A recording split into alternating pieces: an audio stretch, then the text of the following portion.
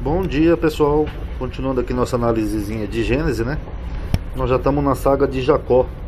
Lembrando que quem puder já dá um like no vídeo, tá? Isso ajuda a aumentar a atividade, engajamento. Enfim, é o que eu falo em todo vídeo agora ultimamente. E perdoem se tiver algum barulho de fundo, tá? Porque o pessoal tá reformando aqui onde eu moro. A prefeitura, né, no caso. Então tá uma barulhada danada aqui. Não dá nem pra dormir direito de noite. Você acorda muito cedo por causa do barulho. Fora que ainda vai me trazer grandes problemas isso daqui. Mas enfim, seja o que Deus quiser. Agora nós estamos analisando aqui a saga de Jacó, que diz assim, ó. Aqui é quando Labão, ele trapaceia, né, ele engana Jacó. Jacó serviu ele 7 anos pela filha dele, Raquel. Aí Labão vai lá e coloca outra filha no lugar. Aí o texto diz assim, ó. Então reuniu Labão a todos os homens daquele lugar e fez um banquete de casamento. E aconteceu à tarde que tomou Lia, sua filha, e trouxe a Jacó e a possuiu. Ele dormiu com ela, ó. Ele a possuiu, tá? Como mulher. E Labão deu sua serva Zilpa a Lia, sua filha, por serva. E aconteceu que pela manhã ele viu que era Lia, pelo que disse a Labão: Por que me fizeste isso? Não te tenho servido por Raquel? Por que então me enganaste? O que chama a atenção nesse texto é o fato de Jacó não ter percebido que não era a mulher que ele amava, Raquel, mas a irmã dela. Então é meio curioso, né? Que ele dorme com ela, ele tem relação sexual, e só no outro dia ele vê que não era ela. Quer dizer, será que foi efeito de bebida? Será que era muito escuro naquela época? Qual seria a explicação disso, né? Não faz muito sentido. Mas não deixa de ser uma coisa curiosa, né? Enfim. Aí aqui nós entramos naquele velho padrão dos patriarcas. Porque aqui o texto informa que Raquel era estéril. Vendo, pois, o Senhor que Lia era desprezada, abriu sua madre. Porém Raquel era estéril. Então Sara, a mulher de Abraão, era estéril. Rebeca, a mulher de Isaac, era estéril. E Raquel, a mulher de Jacó, era estéril. Então a gente começa a ver um padrão. Todas essas mulheres eram estéreis e Deus fez um milagre para elas engravidarem e conceberem. Eu digo, então chega a ser uma coincidência muito incomum para ter uma história real. Então com certeza isso aqui é da mente do autor. O autor que quer dar a entender que esses nascimentos eram milagrosos, que tinha intervenção divina, até porque senão seria muita coincidência, né? Todas elas serem estéreis e todas Deus ter dado miraculosamente uma gravidez, tá bom? Aí aqui nós vemos de novo um outro padrão que fala assim, ó.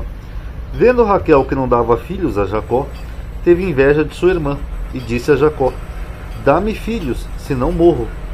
Então se acendeu a ira de Jacó contra Raquel. Aqui é até curioso essa passagenzinha aqui, né?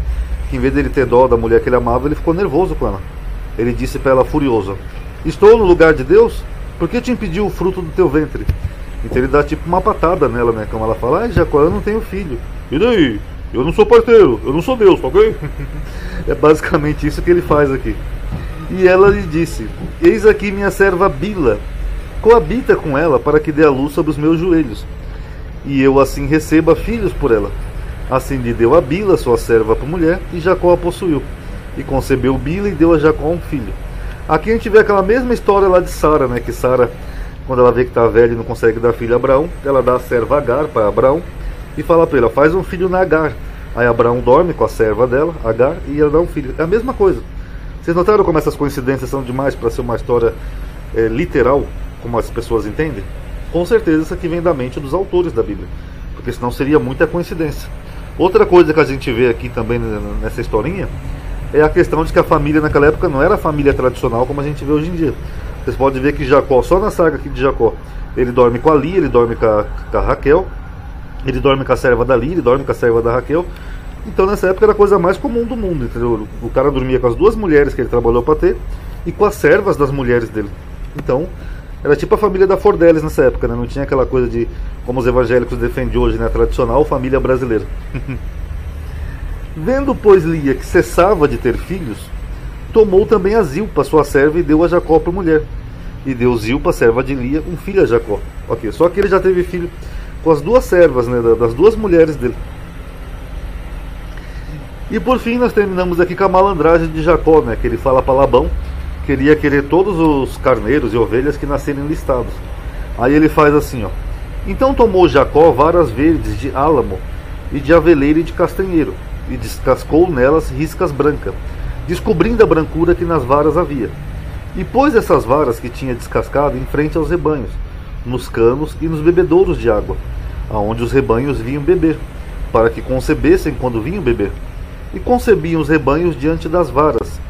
Ok, essa aqui é a quinta vara de Curitiba, era diante das varas que eles nasciam. E as ovelhas davam crias listadas, salpicadas e malhadas. Então o que o autor está dizendo aqui? Que como ele fez um acordo com Labão, que ele ia pegar todo aquele filhote que nascesse malhado ou salpicado, então ele pega umas varas verdes, ele faz umas listas, né? Ele descasca e coloca em frente a eles, onde eles iam beber água, etc e tal, para nascer listado. O que é cientificamente impossível, né, pessoal? Isso aqui não influencia em nada o nascimento de um animal. Eu posso pegar, por exemplo, uma vara e colocar em frente a uma vaca, e o filhote daquela vaca não vai nascer listado. Mas na Bíblia, que nós estamos num mundo mais fantasioso, né? Onde na Bíblia tudo é possível. Então ele pega essas varas listradas, coloca nos bebedouros, onde os animais ficam, e eles nascem listados. Só que biologicamente isso aqui não tem como. Então só a gente vê aqui nesse detalhe que isso aqui é só uma lendinha, né, da visão do autor, porque na vida real não teria como isso ser possível, tá bom?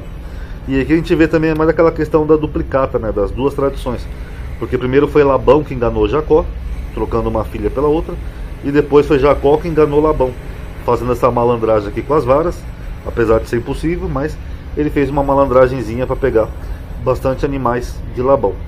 Tá bom, galerinha? Então tá aí um vídeo curtinho. Quem puder dar um like aí no vídeo, tá? Isso ajuda a aumentar a atividade e o alcance.